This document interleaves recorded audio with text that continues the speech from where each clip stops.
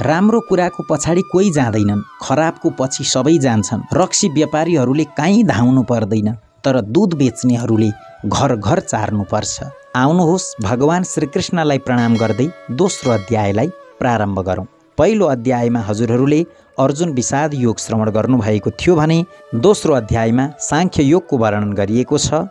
सावधानतया श्रेणु, एकचित्त भएर श्रवण गर्नुहोला। ओम श्री परमात्मने नमः। अथ द्वितीयोऽध्यायः। संजय उवाच तं तथा कृपयाविष्ट मश्रुपूर्णाकुलेक्षणं विषीदन्तमिदं वाक्यमुवाच मधुसूदनः। सञ्जयले भने, त्यसरी करुणाले व्याप्त भई आँसुले भरिएको व्याकुल नेत्र भएका शोकाकुल ती अर्जुनलाई भगवान मधुसूदनले यस्तो वचन भन्नुभयो। श्री भगवानुवाच कुतस्त्वाकस्मलमिदं विषमे समुपस्थितम् अनार्यजुष्टमस्वर्ग्यमकीर्तिकरमर्जुन। भगवान श्रीकृष्णले भन्नुहुन्छ, हे अर्जुन, तिमीलाई यो असमयमा यो मोह कहाँबाट प्राप्त भयो? किनभने यो न त श्रेष्ठ पुरुषको आचरण हो, न यसले स्वर्ग प्रदान गर्छ र न यसले कीर्ति नै दिन्छ। क्लैब्यं मास्मगमः पार्थ नैतत्त्वय्युपपद्यते क्षुद्रं हृदय दौर्बल्यं त्यक्तोत्तिष्ठ परन्तप। यसर्थ हे अर्जुन, नपुंसक नबन, तिमीलाई यस्तो बन्न सुहाउँदैन। हे परन्तप, हृदयको तुच्छ दुर्बलतालाई त्यागी युद्धका लागि अब तिमी उठ। अर्जुन उवाच कथं भीष्ममहं सङ्ख्ये द्रोणं च मधुसूदन ईशुभिः प्रतियोत्स्यामि पूजार्हा वरिसूदन। अर्जुनले भने, हे मधुसूदन, रणभूमिमा भीष्म पितामह र द्रोणाचार्य विरुद्ध म बाणहरू लिएर कसरी युद्ध लडौँला? हे अरिसूदन, किनभने उहाँहरू दुवै मेरा लागि पूजनीय हुनुहुन्छ। गुरु न हत्वा हि महानुभावान् श्रेयो भोक्तुं भैक्ष्यमपि हलोके हत्वार्थकामास्तु गुरुनिहैव भुञ्जीय भोगान् रुधिर प्रदिग्धान्। यसैले म यी महानुभाव गुरुजनहरूलाई मार्नुभन्दा बरु यस लोकमा भिक्षा मागेर त्यही अन्न खानुमा कल्याण देख्छु, किनकि गुरुजनलाई मारेर पनि मैले रक्त रञ्जित अर्थ र कामरूपी भोगहरूलाई नै त भोग्ने हो। न चैतद्विद्यः कतरन्नो गरियो यद्वा जयेम यदि वा नो जयेयुः यानेव हत्वा न जिजीविषामस्तेव स्थितः प्रमुखे धार्तराष्ट्रः। हाम्रो लागि युद्ध गर्नु या नगर्नु कुन कुरा श्रेष्ठ छ यो पनि हामी जान्दैनौँ। हामीलाई यो पनि थाहा छैन कि तिनलाई हामीले जित्छौँ या तिनीहरूले हामीलाई जित्लान्। फेरि जसलाई मारेर हामी बाँच्नै चाहँदैनौँ तिनै आत्मीय धृतराष्ट्रका पुत्रहरू हाम्रो सामु युद्ध गर्नका लागि तयार छन्। कार्पण्य दोषोपहत स्वभावः पृच्छामि त्वां धर्मसमूढचेता यच्छ्रेयस्यान्निश्चितं ब्रूहि तन्मे शिष्यस्तेऽहं साधि मां त्वं प्रपन्नम्। यसर्थ कायरता रूपी दोषले उपहत स्वभाव तथा धर्मको विषयमा मोहचित्त भएको म हजुरसँग सोद्धछु। जुन कुरा निश्चित कल्याणकारक छ त्यही निश्चय गरेर मलाई आज्ञा होस्, किनकि म हजुरको शिष्य हुँ। शरणागत मलाई उपयुक्त शिक्षा दिनुहोस्। नहि प्रपश्यामि ममापनुद्यात् यच्छोकमुच्छोषणमिन्द्रियाणाम् अवाप्य भूमा वसपत्नमृद्धं राज्यं सुराणामपि चाधिपत्यम्। किनकि यस भूमिमा धनधान्य सम्पन्न अकण्टक राज्य र देवताहरूको स्वामित्व पाएर पनि म त्यस्तो कुनै उपाय देख्दिनँ जसले मेरा इन्द्रियहरूलाई सुकाउने शोकलाई हटाउन सकोस्। सञ्जय उवाच एवमुक्त्वा ऋषिकेशं गुणाकेशः परन्तप न योत्स्य इति गोविन्द मुक्त्वा तूष्णीं बभूवः। सञ्जय भन्दछन्, हे राजन, निद्रा विजयी अर्जुनले अन्तर्यामी भगवान श्रीकृष्ण समक्ष यति कुरा बताई पुनः श्रीकृष्ण गोविन्द भगवानसित स्पष्ट रूपले हे गोविन्द म युद्ध गर्दिनँ भनेर चुप लागे। तमुवाच ऋषिकेशः प्रहसन्निव भारत सेनयोरुभयोर्मध्ये विषीदन्तमिदं वचः। हे भरतवंशी धृतराष्ट्र, दुवै सेनाको बीचमा शोकमग्न भएका ती अर्जुनलाई अन्तर्यामी भगवान श्रीकृष्णले मुस्कुराउँदै यसो भन्नुभयो। श्री भगवान् उवाच अशोच्यानन्वशोचस्त्वं प्रज्ञावादाश्च भाषसे गतासु न गतासूश्च नानुशोचन्ति पण्डिताः। भगवान प्रभु परमात्मा श्रीकृष्णले भन्नुभयो, हे अर्जुन, तिमी जसका लागि शोक गर्दैछौ, जो शोक गर्न योग्य छैनन् र पण्डितजनले झैँ बोल्दै पनि छौ, तर तिनका प्राण गइसकेको छ। तिनका लागि र जो जीवित छन् तिनका लागि पनि पण्डितजन शोक गर्दैनन्। न त्वेवाहं जातु नासं न त्वं नेमे जनाधिपाः न चैव न भविष्यामः सर्वे वयमतः परम। कुनै समयमा म थिइनँ, तिमी थिएनौ अथवा यी राजाहरू थिएनन् भन्ने कुरा होइन, न त यसपछि हामी कोही पनि रहँदैनौँ भन्ने कुरा हो, किनभने हामी सबै शरीरको जन्म र मृत्युदेखि पर छौँ। देहिनोऽस्मिन् यथा देहे कौमारं यौवनं जरा तथा देहान्तर प्राप्तिर्धीरस्तत्र न मुह्यति। जसरी जीवात्माको यो शरीरमा बालकपना, युवावस्था, वृद्धावस्था हुन्छ, त्यसरी नै अन्य शरीरको प्राप्ति हुन्छ।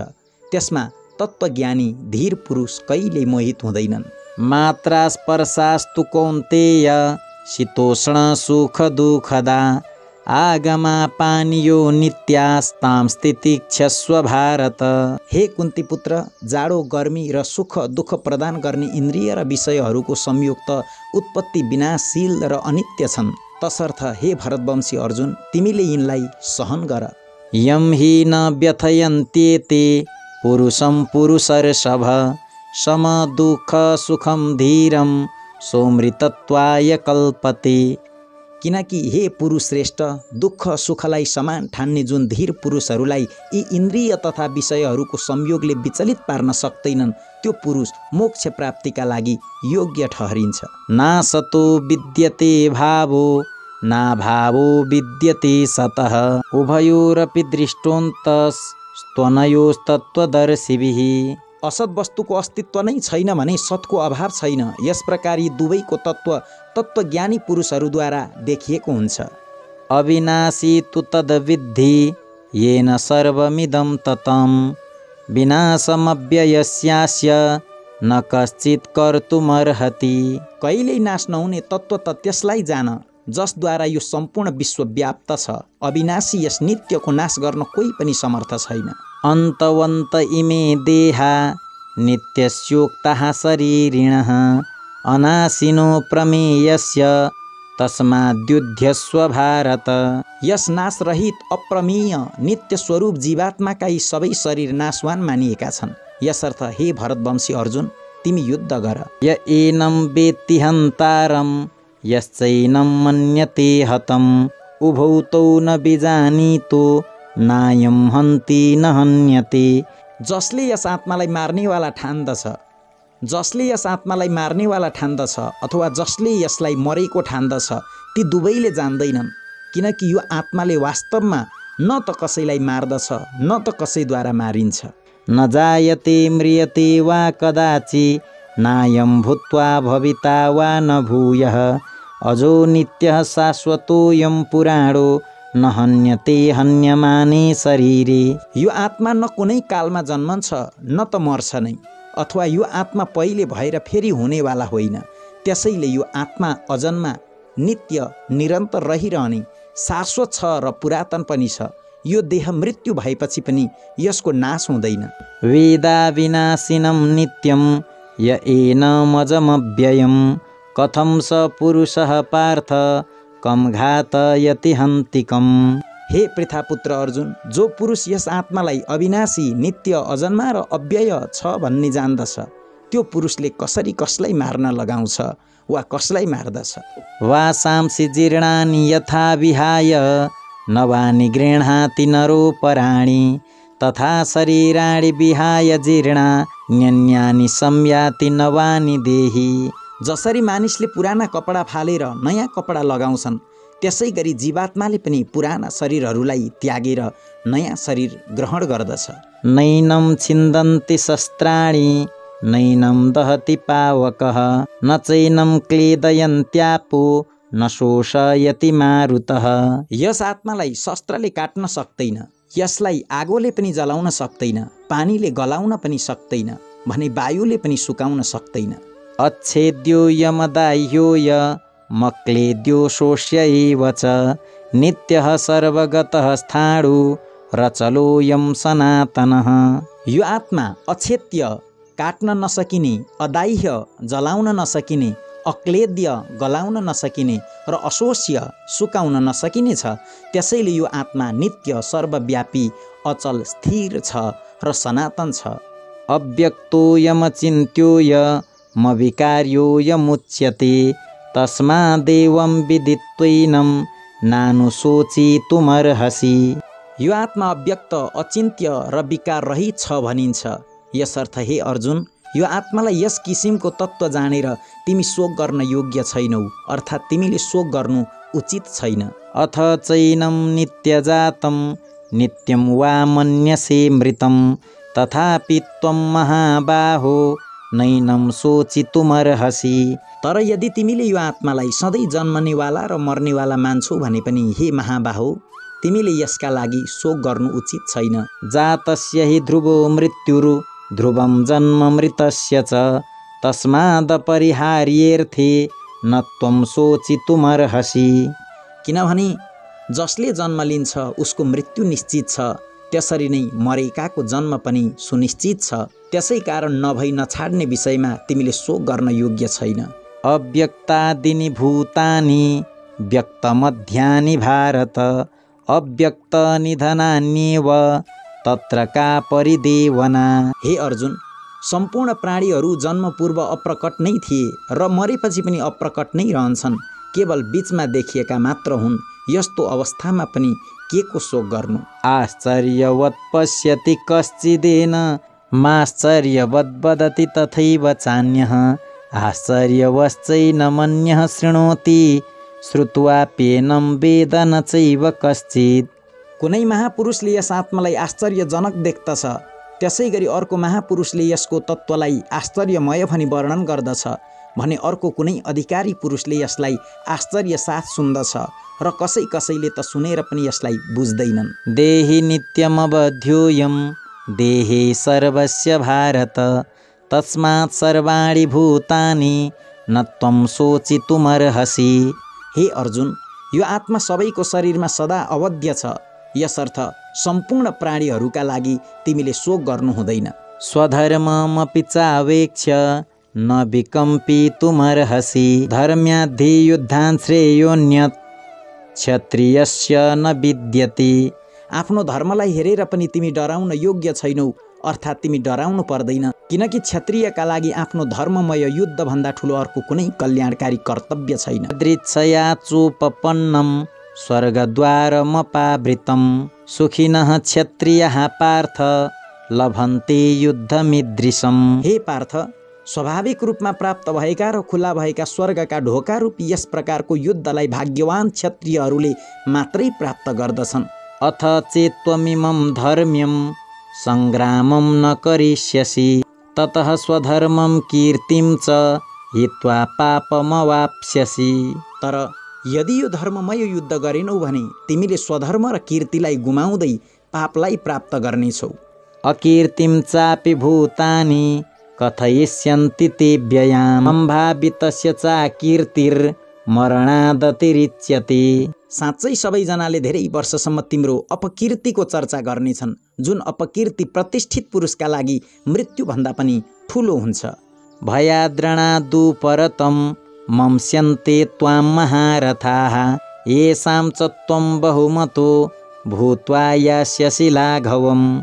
जसका दृष्टिमा तिमी पहिले निकै सम्मानित भएर पछि अपमानित हुनेछौ र तिनै महारथीहरूले तिमीलाई युद्धको भयले भागेको भन्ने ठान्नेछन्। अवाच्यवादांश्च बहून् नदिष्यन्ति तवाहिताः निन्दन्तस्तव सामर्थ्यं ततो दुःखतरं नु किम्। तिम्रा वैरीहरूले तिम्रो सामर्थ्यको निन्दा गर्दै तिमीलाई भन्न नहुने धेरै कुरा पनि भन्नेछन्, त्यो भन्दा अधिक दुःख के हुन्छ होला। हतो वा प्राप्स्यसि स्वर्गम जित्वा वा भोक्ष्यसे महिम तस्मादुत्तिष्ठ कौन्तेय युद्धाय कृतनिश्चयः। हे अर्जुन, यदि तिमी युद्धमा मारियौ भने स्वर्ग प्राप्त गर्नेछौ अथवा विजयी भए पृथ्वीको भोग गर्नेछौ। यसकारण यही दृढ निश्चय लिएर युद्धका लागि उठ। सुख दुःखे समे कृत्वा लाभालाभौ जयाजयौ ततो युद्धाय युज्यस्व नैवं पापमवाप्स्यसि। लाभ हानि, जय पराजय र सुख दुःखलाई समान ठानेर त्यसपछि युद्धका लागि तयार हौ। यसरी युद्ध गर्दा तिमी पापको भागी हुनु पर्दैन। एषा ते विहिता साङ्ख्ये बुद्धिर्योगे त्विमां शृणु बुद्ध्या युक्तो यया पार्थ कर्मबन्धं प्रहास्यसि। हे पार्थ, यो बुद्धि तिम्रा लागि ज्ञान योगको विषयमा ज्ञान बताइयो। अब तिमीले कर्म योगका बारेमा सुन। जुन बुद्धिले युक्त भई तिमीले कर्मका बन्धनलाई त्याग गर्नेछौ अर्थात् सर्वथा नष्ट गरिदिनेछौ। नेहा विक्रमना सोस्ते प्रत्यवायो न विद्यते स्वल्पमप्यस्य धर्मस्य त्रायते महतो भयात्। यस कर्मयोगमा आरम्भको अर्थात् बीजको नाश हुँदैन भने उल्टो फल दिने दोष पनि हुँदैन। जबकि यो कर्मयोग रूपी धर्मको अलिकति पनि साधनले जन्म मृत्यु रूपी महान भयबाट रक्षा गर्दछ। व्यवसायात्मिका बुद्धि रेकेह कुरुनन्दन बहुशाखायनन्ताश्च बुद्धयो व्यवसायिनाम्। हे अर्जुन, यस कर्मयोगमा निश्चयात्मिका बुद्धि एउटै हुन्छ, तर अस्थिर विचार भएका विवेकहीन सकाम मनुष्यका बुद्धिहरू भने निश्चय नै बहुभेदवाला र अनन्त हुन्छन्। यामिमां पुष्पितां वाचं प्रवदन्त्य विपश्चितः वेदवादरतः पार्थ नान्यदस्तीति वादिनः कामात्मानः स्वर्गपरा जन्मकर्मफलप्रदां क्रियाविशेषबहुलां भोगैश्वर्यगतिं प्रति भोगैश्वर्यप्रसक्तानां तयापहृतचेतसां व्यवसायात्मिका बुद्धिः समाधौ न विधीयते। हे अर्जुन, जो भोगमा तल्लीन भइरहेका छन्, कर्मफलका प्रशंसक वेदवाक्यहरूमा नै प्रीति राख्दछन्, जसका बुद्धिमा स्वर्ग नै परम प्राप्य वस्तु हो र जो स्वर्गभन्दा माथि केही छैन भन्दछन्, ती अविवेकी जनले यस प्रकारको जुन पुष्पित अर्थात् देखावटी कुरा गर्छन्, जुन कुरा जन्मरूपी कर्मफल प्रदान गर्ने एवं भोग तथा ऐश्वर्यमा अति आसक्त छन्, ती मानिसको परमात्मामा निश्चयात्मिका बुद्धि हुँदैन। त्रैगुण्य विषया वेदा निस्त्रैगुण्यो भवार्जुन निर्द्वन्द्वो नित्यसत्त्वस्थो निर्योगक्षेम आत्मवान्। हे अर्जुन, सबै वेदहरू सत्व, रज र तम यी तीन गुणको कार्यरूप समस्त भोग र तिनका साधनहरूलाई प्रकाशित गर्नेवाला हुन्। त्यसैले तिमी तिनै गुणको विषयबाट मुक्त भई आसक्ति रहित, हर्ष शोकादिको द्वन्द्वबाट रहित भई नित्य वस्तु परमात्मामा आश्रित भई योग र क्षेम दुवैको चाहना नगर्ने स्वाधीन अन्तःकरण भएका हौ। यावानर्थ उदपाने सर्वतः सम्प्लुतोदके तावन् सर्वेषु वेदेषु ब्राह्मणस्य विजानतः। सबैतिरबाट भरिपूर्ण जलाशयलाई प्राप्त गरिसकेपछि मानिसलाई सानो जलाशयको जति प्रयोजन हुन्छ, ब्रह्मलाई तत्त्वसाथ जान्ने ब्राह्मणको लागि समस्त वेदहरूको त्यति नै प्रयोजन रहन्छ। कर्मण्येवाधिकारस्ते मा फलेषु कदाचन मा कर्मफलहेतुर्भुर्मा ते सङ्गोस्त्वकर्मणि। तिम्रो अधिकार कर्म गर्नुमा नै छ, त्यसको फलमा कहिल्यै छैन। यसर्थ तिमी कर्मफल प्राप्तिका कारण नहौ र कर्म नगर्नुमा पनि तिम्रो आसक्ति नहोस्। योगस्थ कुरु कर्माणि सङ्गं त्यक्त्वा धनञ्जय सिद्ध्यसिद्ध्यो समो भूत्वा समत्वं योग उच्यते। हे धनञ्जय, तिमी आसक्तिलाई त्यागेर सिद्धि र असिद्धिमा समान बुद्धि राखी योगमा स्थित भई कर्तव्य कर्महरू गर। समत्व भाव नै योग हो। दूरेण ह्यवरं कर्म बुद्धियोगा धनञ्जय बुद्धौ शरणमन्विच्छ कृपणः फलहेतवः। यो समत्वरूपी बुद्धि योग भन्दा सकाम कर्म अत्यन्तै तुच्छ हुन्छ। यसर्थ हे धनञ्जय, तिमीले समबुद्धिबाटै रक्षाको उपाय खोज, अर्थात् बुद्धि योगकै आश्रय ग्रहण गर। किनकि फलको कारण बन्नेहरू अत्यन्तै दीन हुन्छन्। बुद्धियुक्तो जहातिह उभेषु कृतदुष्कृते तस्माद्योगाय युज्यस्व योगः कर्मसु कौशलम्। समबुद्धिले युक्त पुरुषले पुण्य र पाप दुवै कर्म यही लोकमा परित्याग गर्दछ, अर्थात् ती कर्म बन्धनबाट मुक्त हुन्छ। यसर्थ तिमी समत्व रूप योगमा लाग। यही समत्व योग नै कर्ममा कुशलता हो, अर्थात् कर्म बन्धनबाट मुक्त हुने उपाय हो। कर्मजं बुद्धियुक्ता हि फलं त्यक्त्वा मनीषिणः जन्मबन्ध विनिर्मुक्ताः पदं गच्छन्त्यनामयम्। किनकि समबुद्धिले युक्त ज्ञानीजन कर्मबाट प्राप्त हुने फललाई परित्याग गरेर जन्मरूपी बन्धनबाट मुक्त भई अमृतमय परमपदलाई प्राप्त गर्दछन्। यदा ते मोहकलिलं बुद्धिर्व्यतितरिष्यति तदा गन्तासि निर्वेदं श्रोतव्यस्य श्रुतस्य च। जुन समयमा तिम्रो बुद्धि मोहरूपी दलदलबाट पार लाग्नेछ, त्यस समयमा तिमीले सुनेका र सुन्नमा आउने यस लोक र परलोक सम्बन्धी सबै भोगहरूबाट वैराग्यलाई प्राप्त गर्नेछौ। श्रुति विप्रतिपन्ना ते यदा स्थास्यति निश्चला समाधावचला बुद्धिस् तदा योगमवाप्स्यसि। जब विभिन्न वचनहरूको श्रवणद्वारा विचलित बनेको तिम्रो बुद्धि परमात्मामा अचल र स्थिर भएर रहनेछ, त्यसै बखतमा तिमीले योगलाई प्राप्त गर्नेछौ, अर्थात् तिम्रो परमात्मासित नित्य संयोग हुनेछ। अर्जुन उवाच स्थितप्रज्ञस्य का भाषा समाधिस्थस्य केशव स्थितधिः किं प्रभासेत किमासीत व्रजेत किम्। तब अर्जुनले भने, हे केशव, समाधिमा स्थित परमात्मालाई प्राप्त गरेका स्थिर बुद्धि भएका पुरुषको लक्षण कस्तो हुन्छ, कसरी बोल्दछ, कसरी बस्दछ र कसरी हिँड्दछ। श्री भगवानुवाच प्रजहाति यदा कामान् सर्वान् पार्थ मनोगतान् आत्मन्येवात्मना तुष्ट स्थितप्रज्ञस्तदोच्यते।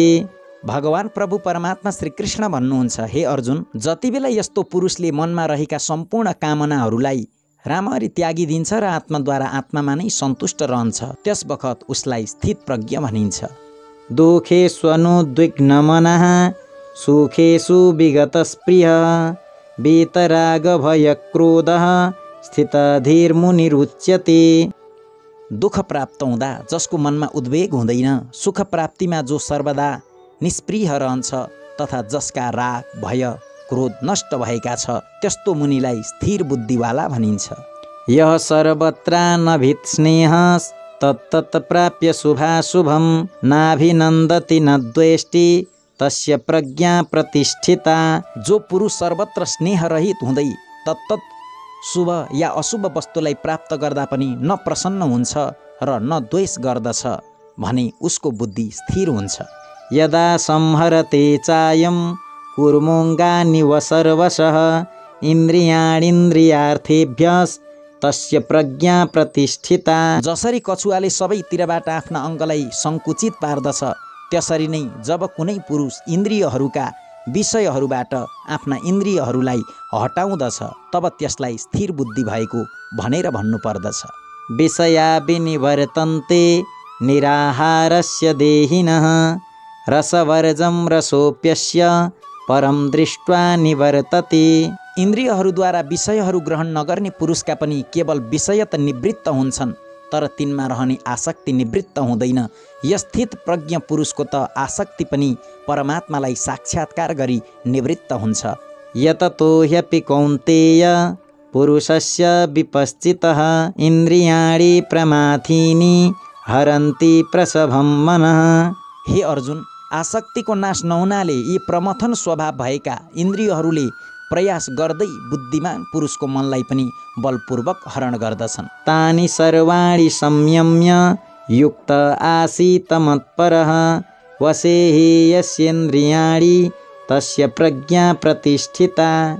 यसर्थ साधकले ती सम्पूर्ण इन्द्रियहरूलाई बसमा राखेर समाहित चित्त हुँदै मेरै परायण भएर ध्यानमा बसोस्, किनकि जुन पुरुषका इन्द्रियहरू बसमा हुन्छन् उसको बुद्धि सदा सर्वदा स्थिर हुन्छ। ध्यायतो विषयान् पुंसः सङ्गस्ते सुपजायते सङ्गात् सञ्जायते कामः कामात् क्रोधोऽभिजायते। विषय वासनाहरूको चिन्तन गर्ने पुरुषको तिनै विषयमा आसक्ति पैदा हुन्छ। आसक्तिबाट ती विषयप्रति कामना पैदा हुन्छ र कामनामा विघ्न हुँदा क्रोध उत्पन्न हुन्छ। क्रोधात् भवति सम्मोहः सम्मोहात् स्मृतिविभ्रमः स्मृतिभ्रंशात् बुद्धिनाशो बुद्धिनाशात् प्रणश्यति। क्रोधका कारण अत्यन्त मूर्खता भाव उत्पन्न हुन्छ। मूर्खता भावका कारण स्मृतिमा भ्रम हुन जान्छ। स्मृतिमा भ्रम उत्पन्न हुँदा बुद्धि अर्थात् ज्ञान शक्तिको नाश हुन्छ र बुद्धिको नाश भएपछि त्यस्तो पुरुष आफ्नो स्थितिबाट झर्दछ। रागद्वेष विमुक्तैस्तु विषयानिन्द्रियैश्चरन् आत्मवश्यैर्विधेयात्मा प्रसादमधिगच्छति। परन्तु जसको अन्तःकरण आफ्नो अधीनमा छ त्यस्तो पुरुषले आफ्नो नियन्त्रणमा रहेका राग द्वेषबाट मुक्त इन्द्रियद्वारा विषयमा विचरण गर्दै अन्तःकरणको प्रसन्नतालाई प्राप्त गर्दछन्। प्रसादे सर्वदुःखानां हानिरस्योपजायते प्रसन्नचेतसो ह्यास्नु बुद्धिः पर्यवतिष्ठति। अन्तःकरणमा प्रसन्नता भएपछि उसमा सम्पूर्ण दुःखहरूको अभाव हुन जान्छ र त्यस प्रसन्न चित्त भएको कर्मयोगीको बुद्धि छिटै सबैतिरबाट हटेर एकमात्र परमात्मामा नै राम्ररी स्थिर हुन जान्छ। नास्ति बुद्धिरयुक्तस्य न चायुक्तस्य भावना न चाभावयतः शान्ति र शान्तस्य कुतः सुखम्। मन र इन्द्रियलाई नियन्त्रण गर्न नसक्ने पुरुषको निश्चयात्मिका बुद्धि हुँदैन र त्यस अयुक्त मनुष्यको अन्तःकरणमा भावना पनि हुँदैन। भावनाहीन मनुष्यले शान्ति पाउन सक्दैन। शान्ति रहित मनुष्यलाई सुख कसरी मिल्छ र?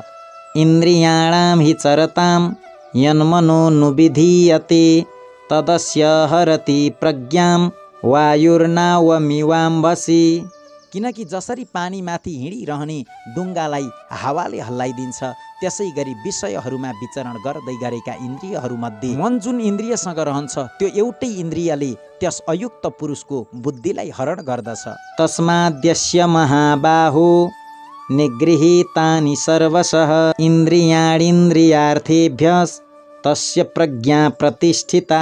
यसर्थ हे महाबाहो, जुन पुरुषका इन्द्रियहरू इन्द्रियका विषयहरूबाट सबै प्रकारले नियन्त्रण गरिएका हुन्छन् त्यसैको बुद्धि स्थिर हुन्छ। या निशा सर्वभूतानां तस्यां जागर्ति संयमी यस्यां जागृति भूतानि सा निशा पश्यतो मुनेः। सम्पूर्ण प्राणीहरूका लागि जुन रात्रि समान छ त्यस नित्य परमानन्दको प्राप्तिमा स्थित प्रज्ञ योगी जागा रहन्छ भने जुन नाशवान सांसारिक सुख प्राप्तिमा सबै प्राणीहरू जागा रहन्छन्। परमात्माको तत्त्वलाई बुझेका मुनिका लागि यो रात्रि समान छ। आपूर्यमाणमचल प्रतिष्ठं समुद्रमाप प्रविशन्ति यद्वत् तद्वत् कामायं प्रविशन्ति सर्वे स शान्तिमाप्नोति न कामकामी। जसरी नित्य परिपूर्ण भएर पनि अचल भावले रहेको समुद्रमा विभिन्न नदी नालाहरूको पानी समाविष्ट भई त्यसैमा मिल्दछ त्यसरी नै समस्त विषयका चाहनाहरू कुनै पनि प्रकारका विकार उत्पन्न नगरी जुन पुरुषमा समावेश हुन्छन् त्यही पुरुषले शान्ति प्राप्त गर्दछ। तर विषय भोग चाहनेवाला पुरुषले भने शान्ति पाउन सक्दैन। विहाय कामान्य सर्वान् पुमांश्चरति निष्प्रियः निर्ममो निरहङ्कारः स शान्तिमधिगच्छति। जुन पुरुषले सम्पूर्ण कामनाहरूलाई त्यागेर ममता रहित अहङ्कार रहित र स्पृहा रहित भई विचरण गर्दछ त्यही पुरुषले परम शान्ति प्राप्त गर्दछ। एषा ब्राह्मी स्थितिः पार्थ नैनां प्राप्य विमुह्यति स्थित्वा स्यामन्तकालेऽपि ब्रह्मनिर्वाणमृच्छति। हे अर्जुन, यो ब्रह्मलाई प्राप्त गरेको पुरुषको स्थिति हो। यसलाई पाएर योगी कहिल्यै मोहित हुँदैन र अन्तिम समयमा पनि यही ब्राह्मी स्थितिमा स्थित भएर ब्रह्मानन्दलाई प्राप्त गर्दछ।